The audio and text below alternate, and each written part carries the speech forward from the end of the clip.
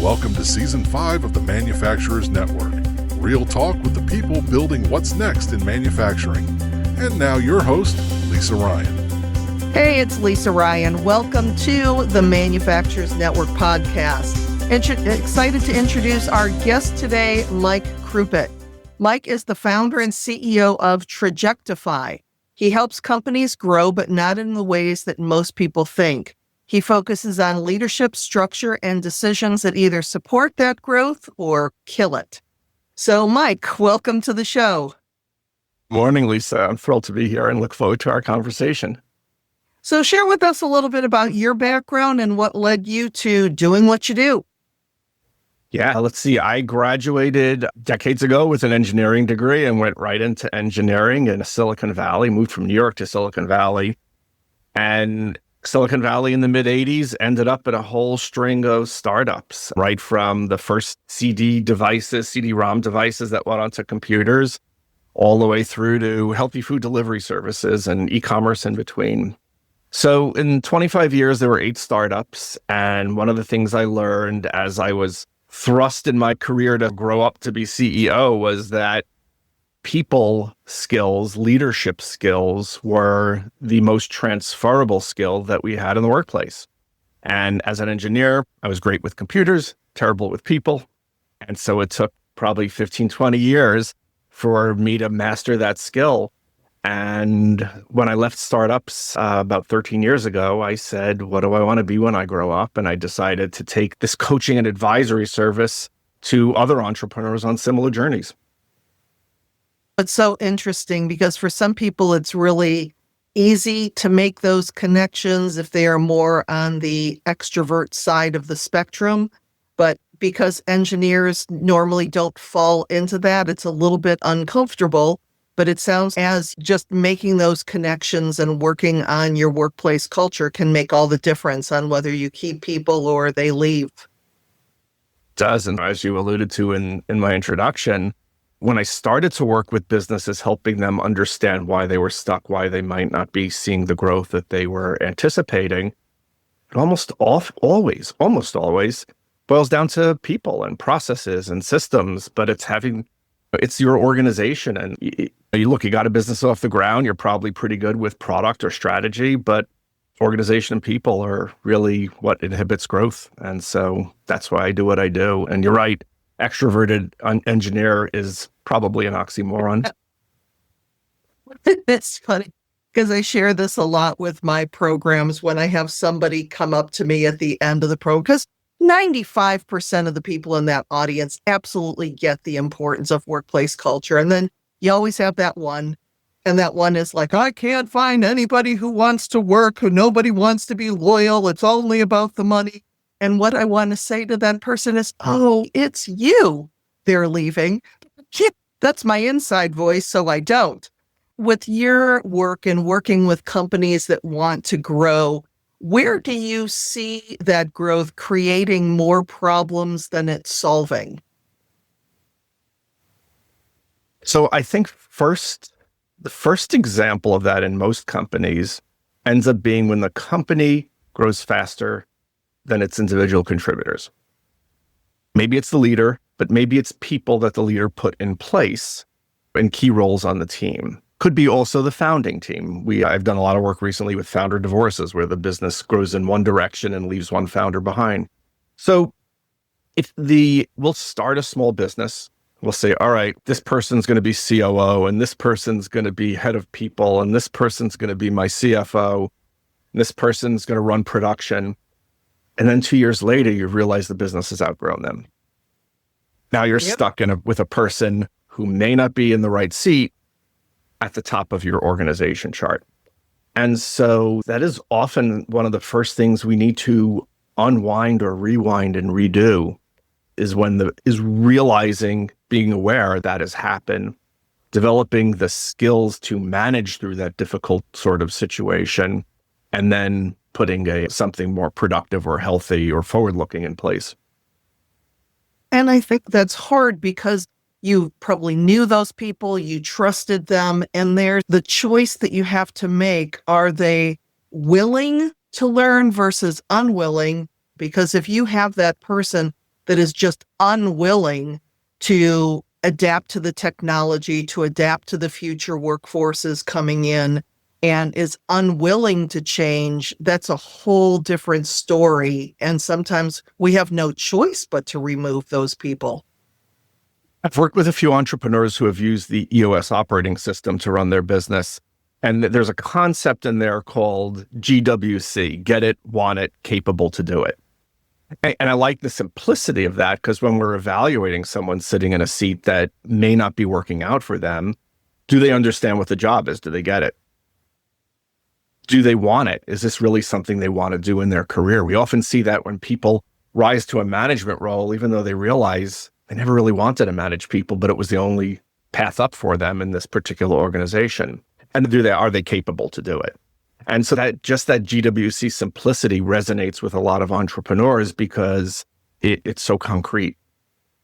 And it's interesting because even if you have somebody that wants it, but they're not capable, we can make a decision. Maybe we want to keep them on the bus, just move them to a different seat where they have a little bit more capability or willingness. So it's not always okay, you're done, but it's how can I help you to get to where we need you? I'm not always proposing we get rid of the person. Right? Sometimes it's shift them into a role where they're a better fit. But it often for the leader, or the leadership team, having these confrontational type of conversations is uncomfortable for them. So that's often the baseline work we have to do, is to coach them in how to have difficult conversations. I once worked with a consultant who called it carefrontation. How do we confront them in a way that's caring? Because this is for the mutual benefit of the individual and the business. Absolutely. And a lot of leaders will see this as a people problem, but it sounds like it's more of a clarity problem. So how are you helping them to see that? Great observation. So the clarity. So for me, sorry, that was the question. Yeah. So how do we help them see it? So first and foremost, are we measuring what we need to measure? Right. And I'm not necessarily one who says we need to give quantitative measurements of people, but we do need to give quantitative measurements of outcomes, of outputs. And so do we have the right do we have the right structure in mind in the company that says we know what our goals are, we know what expectations are? Do we have the right scorecards or dashboards so that we can really have very quantitative measurements of what's working and what's not working? So that's always first and foremost. And then we go into root cause analysis, and we could use a whole bunch of different tools, like any engineering or manufacturing process that works just the same with business processes. What is the root cause of us not hitting a certain goal or numbers heading in a direction where we don't want them to head? So sometimes it's just the facts, right? We get clarity through very quantitative measurements. But it could also be trial and error, right? As one of my early bosses called it, poke and wiggle. Okay. So let's just make one little change and see what happens when it comes to dealing with people challenges. And I am not saying we should be physically poking anyone, but HR would not like that. Not that anyone thought I was saying that, but I want it on the record. That making small changes, or let's call them nudges, right? Making small changes and seeing what the response is sometimes leads us to that aha moment I've tried to make these 3 little changes and the results continue to be the same. So I'm coming to the conclusion, gaining the clarity that this is the root cause of a particular issue. Yeah. Look, and sometimes the clarity is handed to you. If somebody's not working in the organization, the fact is that there's probably a dozen other people in the organization coming to you to tell you that. Exactly. So what do you find that where does a lack of leadership alignment start to show up first on the shop floor?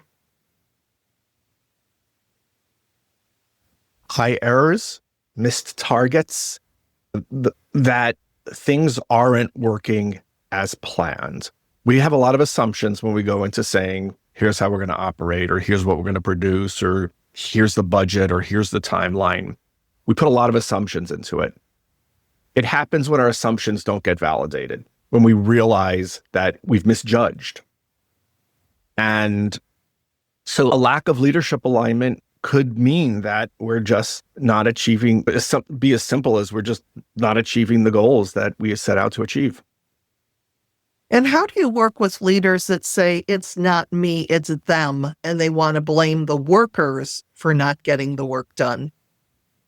Yeah, sometimes we have to start at the bottom and work our way up, because it's not easy to start at the top and work our way down because of certain mindsets at the top.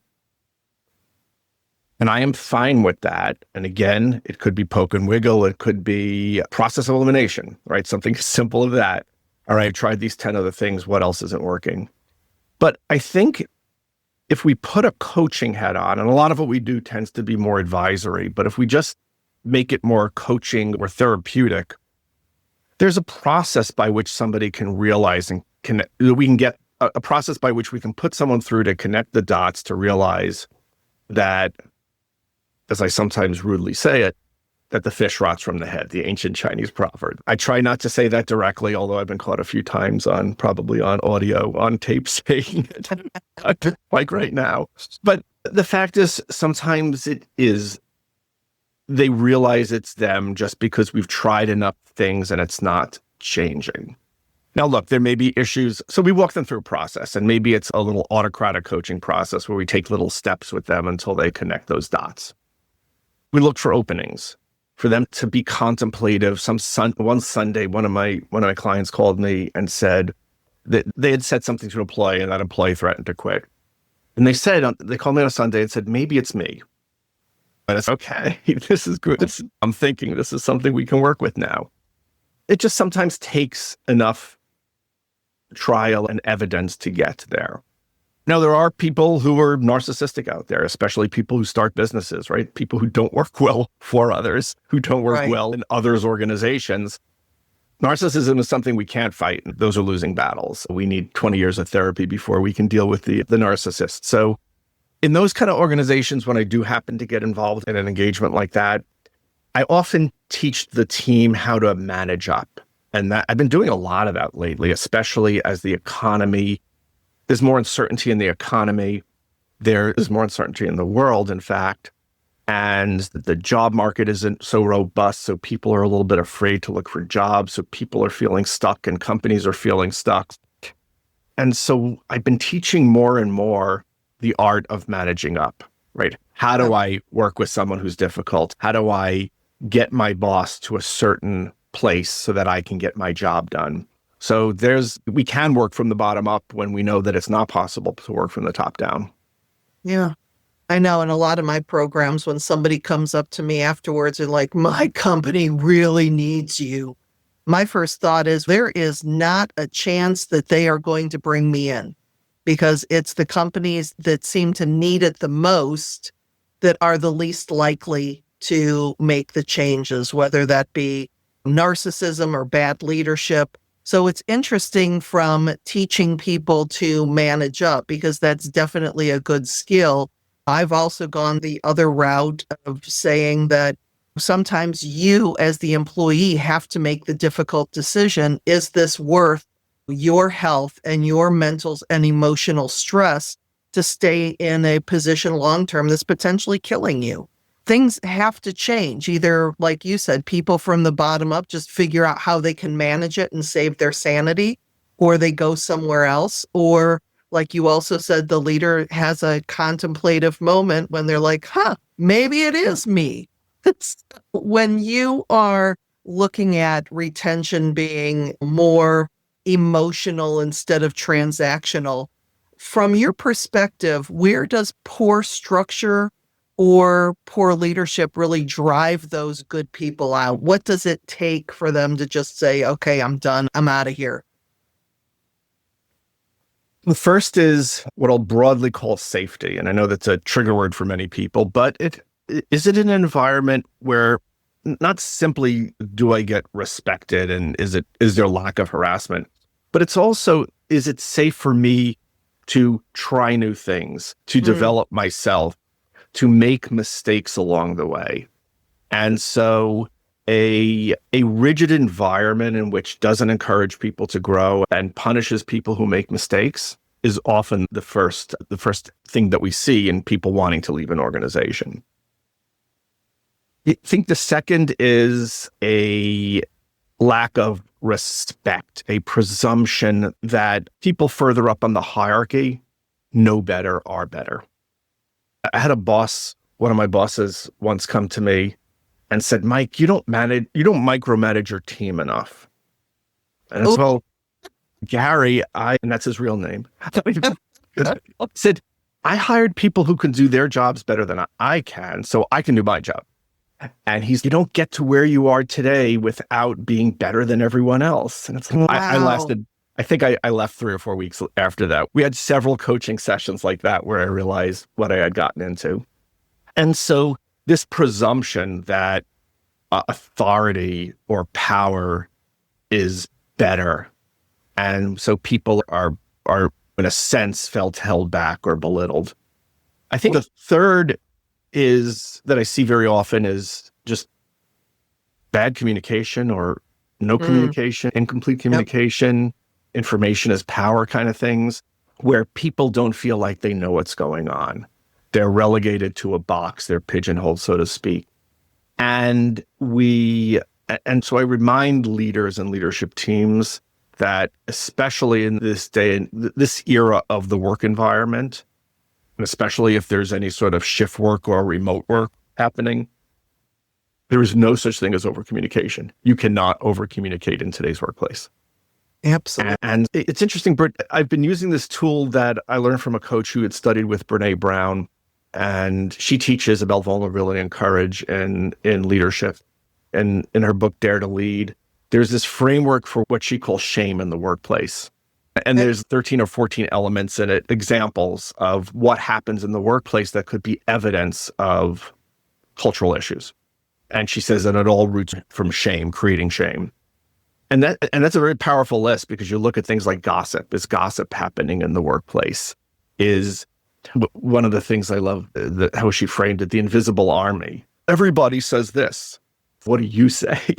So there's a lot of, that's a great list that someone can pull up from her book or on the internet and just say, do I see these 14 things in my organization? And I haven't met an organization that has been so clean that they haven't exhibited any of it. How do you challenge a leadership team that's stuck in the kind of, this is the way we've always done it, without losing them? Just remind them about why they brought me in. Right? Yeah. They brought me in because they were feeling stuck. They were having problems retaining people. They were having trouble meeting goals. They were slipping behind in some of their metrics or financials.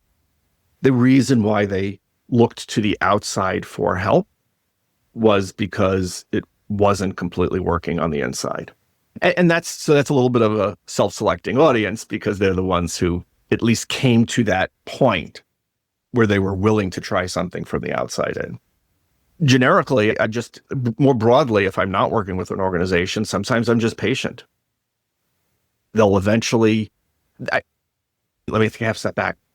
Part of the symbolism I use in my business is this concept of a chasm.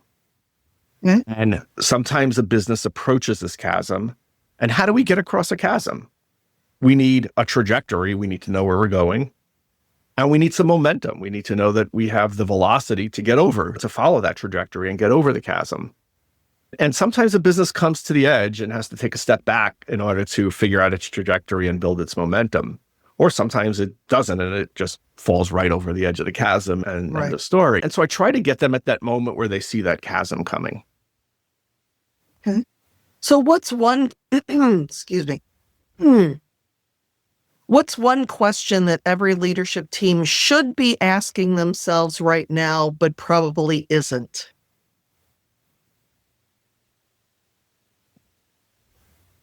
What is one thing I, as a leader in this organization,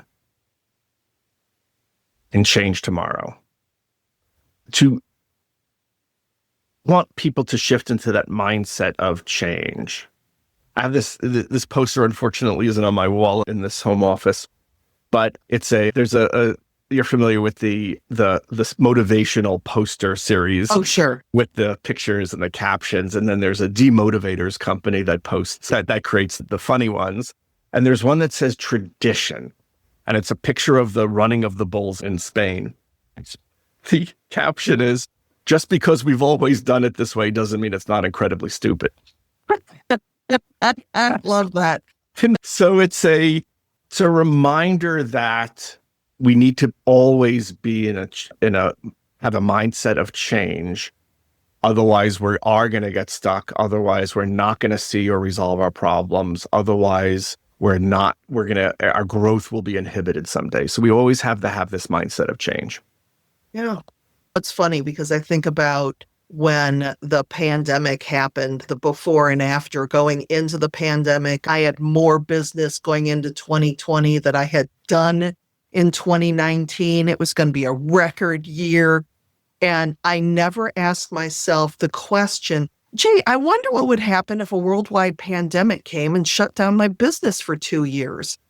And I think it's immediately appropriate to, especially for manufacturers, to ask questions that they never thought that they would have to ask before. I was working with a pulp and paper company the other day, and the one guy was like, yeah, we work 24/7, and sometimes people just have to work 16 and 20-hour days for weeks at a time because we have to get it done. We can't. I said, okay. And based on that, you're never going to find the people that you need. So what can you do different? How can we look at this differently? How can we hire differently? And he looked at me like I was insane. And it's changing that mindset. It's really the questions that we never, ever thought that we would have to ask in manufacturing. How do we have flexible scheduling? How can we do remote work? How can we have a parent shift where people are coming in and working from 10 to 2? Things that before the pandemic, maybe we never thought of before, but as we look for ways to attract younger people coming into manufacturing, we really have no choice but to adapt our culture to the people coming in instead of the reverse of that. So there's been a whole series of changes in recent years that are really accelerating and forcing us to always be in a state of mindset of change. The first was the new generation coming into the workforce, this younger generation. Then was the pandemic. And now is AI and robotics. Yeah. And these things come quick and move quick. As if, and I'm a big fan of doing SWOT analysis, but we can't have this infinite list of threats, even though there are an infinite number of threats. And so how do we deal with robotics and AI in the workplace today? Just like how do we deal with pandemic? It's been thrust upon us. And we can't bury our heads in the sand, as you've alluded to. We have to be ready for whatever is to come. And we also have to be ready to move quickly because we can't control the speed at which it comes at us. Exactly. As we're getting to the end of our time together, what would you say would be your best tip for a leader listening to today's program as far as maybe they know their growth is outpacing their leadership? What is that one first move that they should make?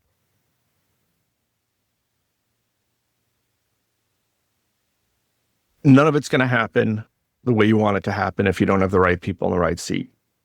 So take a step back and look at it from the outside in. Pull yourself out of the business with a colleague, with a partner, with a coach, with an advisor. Look, or if you can do it, if you can clear your mind, do it yourself. But look at your organization from the outside in and really evaluate, is this the organization that's going to get me to where I want to go?